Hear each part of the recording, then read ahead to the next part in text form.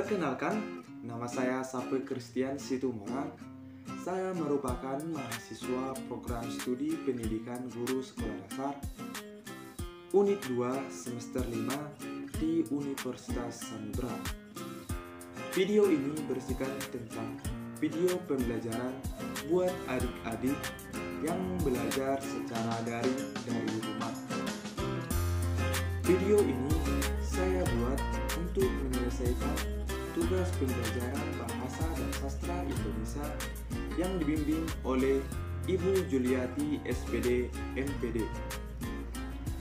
Semoga video ini bermanfaat buat adik-adik, kawan-kawan, dan orang tua yang sedang mendengarkan.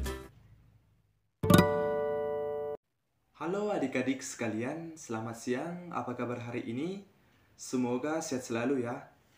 Tetap semangat untuk menjalani aktivitas hari ini, walaupun adik-adik sekalian sedang belajar secara online. Nah, hari ini Abang akan mengajarkan adik-adik pembelajaran Bahasa dan Sastra Indonesia tentang konsep kemampuan berbicara. Nah, adik-adik pasti tahu dong apa yang dimaksud dengan berbicara. Nah, di sini Abang akan menjelaskan yang pertama tentang apa yang dimaksud dengan berbicara. Berbicara adalah kemampuan seseorang mengucapkan bunyi atau kata-kata untuk menyampaikan gagasan atau saran atau mengekspresikan perasaannya terhadap seseorang atau sekumpulan orang.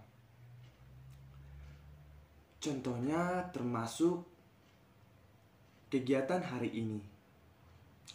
Abang menyampaikan sebuah pembelajaran kepada adik-adik sekalian walaupun secara video, tetapi tidak saling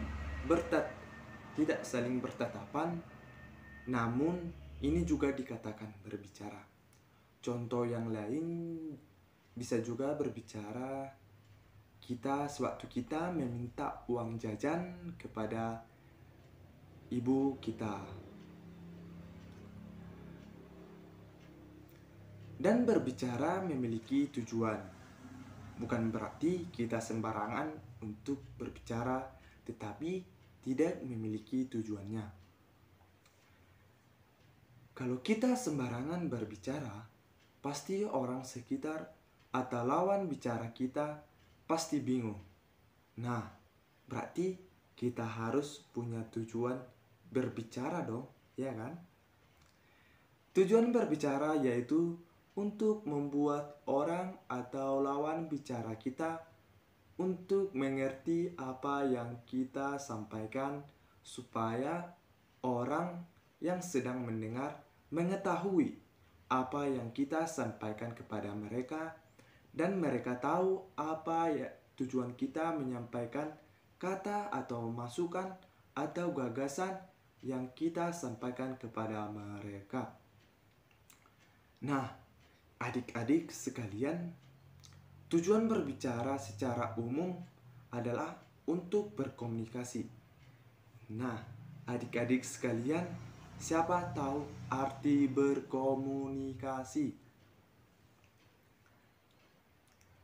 Berkomunikasi adalah pengiriman atau penerimaan pesan atau berita antara dua orang atau lebih sehingga pesan yang dimaksud dapat dipahami.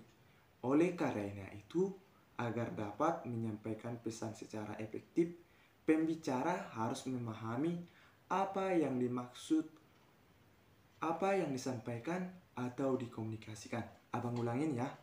Berkomunikasi adalah penerimaan pesan atau berita antara dua orang atau lebih sehingga pesan yang dimaksud dapat dipahami. Oleh karena itu, Agar dapat menyampaikan pesan secara efektif, pembicara harus memahami apa yang akan disampaikan atau dikomunikasikan. Contohnya seperti berita di televisi. Ayo adik-adik, pasti pernah menonton berita di televisi. Bahkan bukan di televisi juga, bahkan di radio atau di internet juga bisa. Nah, seperti pembawa berita di televisi. Pembawa berita harus memahami dulu beritanya, apakah benar atau tidak, dan selanjutnya berita itu akan disampaikan atau diberitahukan kepada orang banyak atau dipublikasikan. Tujuan berbicara ada 3, yaitu berbicara untuk melaporkan, yang kedua adalah berbicara untuk menghibur, yang ketiga adalah berbicara untuk merundingkan. Abang sampaikan bahwa tujuan berbicara itu ada 3. Yang pertama adalah berbicara untuk melaporkan, berbicara untuk menghibur, yang ketiga adalah berbicara untuk merundingkan. Abang akan jelaskan satu persatu ya. Yang pertama adalah berbicara untuk melaporkan. Pasti adik-adik sekalian pasti bingung dong, apa sih berbicara untuk melaporkan? Berbicara untuk melaporkan ini contohnya seperti pembawa berita tadi. Yaitu pembawa berita menyampaikan sebuah beritanya kepada orang banyak. Nah, yang kedua adalah berbicara untuk menghibur. Contohnya yaitu seorang anak berpidato di depan kawan-kawannya. Nah, adik-adik sekalian, pasti ada di antara adik-adik sekalian yang pernah berpidato. Nah, itu sudah dikatakan berbicara untuk menghibur. Karena di sana adik-adik sekalian berpidato di depan orang-orang banyak, dan orang-orang banyak akan mendengarkan dan mereka merasa terhibur. Nah, yang selanjutnya, yang ketiga adalah berbicara untuk merundingkan. Contohnya, adik-adik sekalian pasti pernah dibuat oleh guru untuk berdiskusi di kelas. Nah, adik-adik sewaktu melakukan diskusi dan di sana adik-adik merundingkan atau membahas pembelajaran yang didiskusikan oleh kalian, dan kalian juga bisa memberikan masukan kepada kelompok orang lain. Nah, di sana juga adik-adik akan dilatih untuk mengekspresikan gagasan atau saran yang kalian dapat dari pembahasan materi tersebut. Nah, dan di sana sudah dikatakan apa tadi? Berbicara secara merundingkan. Penjelasan yang kedua adalah metode apa yang dilakukan untuk pembelajaran berbicara. Pasti adik-adik bingung dong. Kok ada sih metode untuk berbicara? Metode pembelajaran berbicara yang baik selalu memenuhi kriteria. Kriteria itu berkaitan dengan tujuan, abang ulangin ya. Kriteria itu bertujuan dengan tujuan, bahan, pembinaan keterampilan proses, dan pengolahan belajar. Adik-adik sekalian, kriteria yang harus dipenuhi oleh metode pembelajaran berbicara antara lain adalah sebagai berikut. Yang pertama adalah relevan dengan tujuan pembelajaran. Maksudnya ini adalah kita harus berbicara sesuai apa yang kita pelajari. Contohnya, kita sedang belajar bahasa Indonesia, padahal kita berbicarakan matematika. Berarti itu nggak nyambung kan? Sebenarnya, sewaktu kita belajar bahasa Indonesia, kita harus berbicarakan bahasa Indonesia. Begitu pula pembelajaran matematika. Kalau kita sedang belajar matematika hari ini, kita akan membahas pelajaran matematika. Yang kedua adalah mengetahui, memudahkan siswa memahami materi pembelajaran. Maksudnya itu adalah seperti abang sedang menyampaikan pembelajaran hari ini tentang bahasa Indonesia, tentang konsep kemampuan berbicara pada adik-adik sekalian. Yang kedua adalah mengetahui, memudahkan siswa memahami materi pembelajaran. Maksudnya adalah kegiatan kita hari ini tentang pembelajaran bahasa dan sastra Indonesia yang mempelajari tentang konsep kemampuan berbicara. Nah, yang ketiga adalah mewujudkan pengalaman belajar yang telah dirancang. Pasti adik-adik bingung dong. Abang akan jelaskan ya. Maksudnya ini adalah sewaktu pembelajaran, adik-adik sekalian mendengarkan penjelasan dari guru dan adik-adik sekalian menangkap dan mengerti. Abang ulangin ya. Maksud dari mewujudkan pengalaman belajar yang telah dirancang. Nah, sewaktu pembelajaran, adik-adik sekalian mendengar penjelasan dari guru. Nah, dan adik-adik sekalian menangkap dan mengerti apa penjelasan dari guru. Dan di sana sudah dikatakan pengalaman belajar adik-adik sudah terpenuhi. Yang selanjutnya adalah merangsang siswa untuk belajar. Adik-adik akan disuruh guru untuk berbicara sewaktu guru bertanya kepada adik-adik. Yang kelima adalah mengembangkan siswa untuk belajar. Yang keenam adalah mengembangkan kreativitas siswa. Contohnya pada saat diskusi tadi. Nah, di sana guru mengajarkan membuat pertanyaan sebuah materi dan adik-adik di sana akan menunjukkan kreativitas adik-adik atau pola pikir adik-adik untuk menjawab sebuah pertanyaan yang diberikan oleh guru. Yang ketujuh adalah tidak menuntut peralatan yang rumit. Nah, maksudnya itu adalah kita berbicara tidak harus menggunakan alat. Beda dengan bagi orang yang tidak berbicara. Biasanya orang yang tidak berbicara, mereka biasanya menggunakan sebuah alat tulis atau mereka tulis di sebuah kertas untuk berbicara kepada orang-orang atau kawan di sekelilingnya. Bisa juga mereka menggunakan sebuah alat atau sebuah gerakan jari. Biasanya kita kalau berbicara kita biasanya menggunakan sebuah gerakan tangan atau gerakan muka. Kedelapan, mudah dilaksanakan. Maksudnya bukan berarti karena berbicara itu mudah dilaksanakan menjadi suka-suka kita berbicara. Bukan.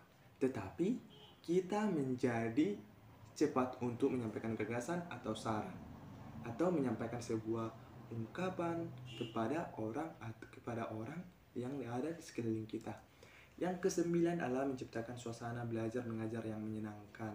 Nah, ini sangat betul.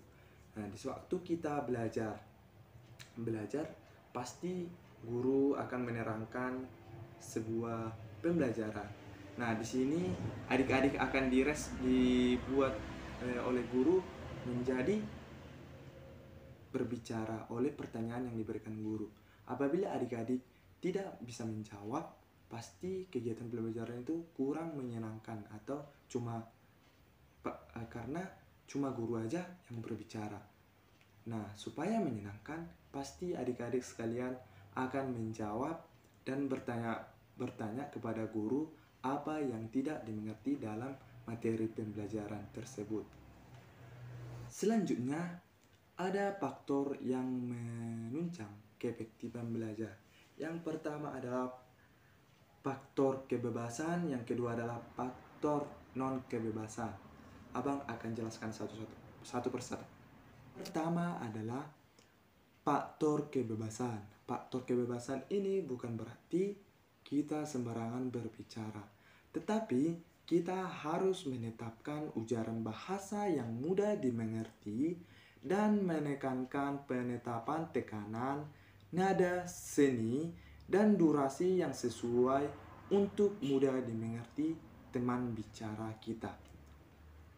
Dan juga kita harus memilih kata yang sesuai kepada siapa kita menetapkan sasaran pembicaraan.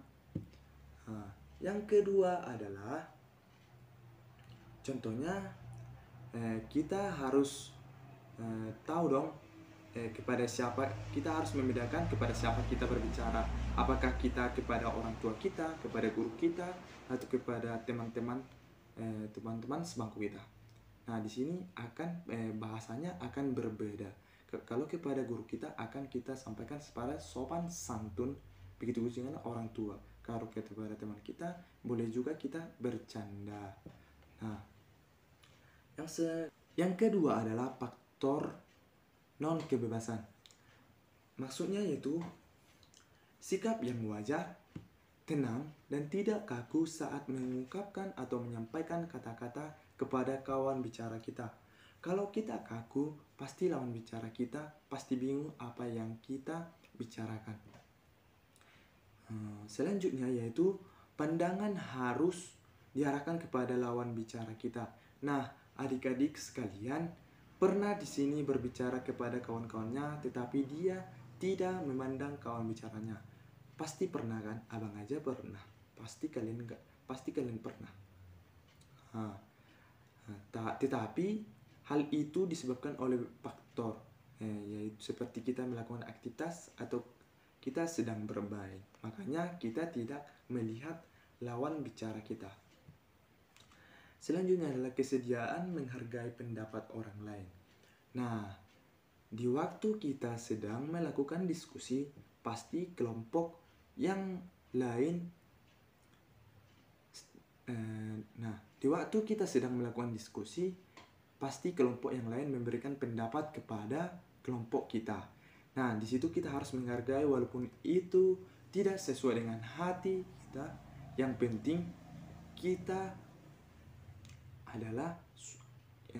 penting itu adalah masukan untuk memperbaiki masalah yang kita lakukan untuk tidak diulangi lagi.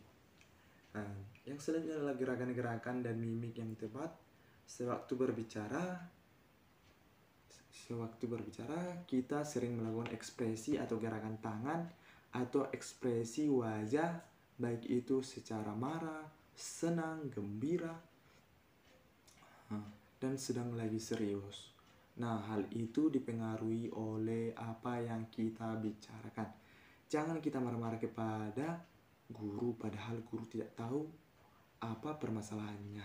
Berbicaralah kepada lawan bicara kita yang sesuai dengan hal tersebut. Contohnya kepada kawan sebangku kita. Apabila kita membenci guru, jangan langsung kita ungkapkan rasa kebencian kita kepada guru. Nah, langsung kita ungkapkan aja kepada teman sebangku kita.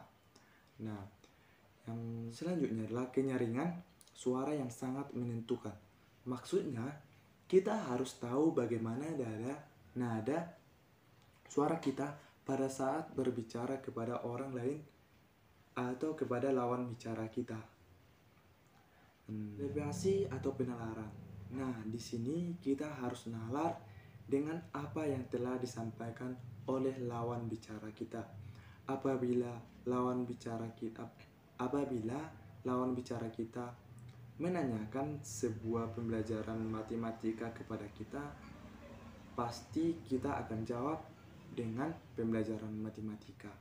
Bukan sebaliknya. Apabila teman kita menanyakan pembelajaran bahasa Indonesia, kita menanyakan matematika. Nah, berarti itu tidak nyambung kan? Nah, selanjutnya adalah penguasaan topik. Nah, hal ini kita lakukan untuk menguasai bahasa yang disampaikan. Contohnya pada saat adik-adik sedang berpidato. Adik-adik pasti harus menguasai topik pidato dulu. Baru sampaikanlah dengan baik kepada pendengar atau isi. Contohnya pada saat adik-adik sedang berpidato, pasti adik-adik yang pertama mempelajari topik pidato. Selanjutnya adik-adik akan menyampaikan isi dari pidato tersebut supaya yang mendengarkan atau melihat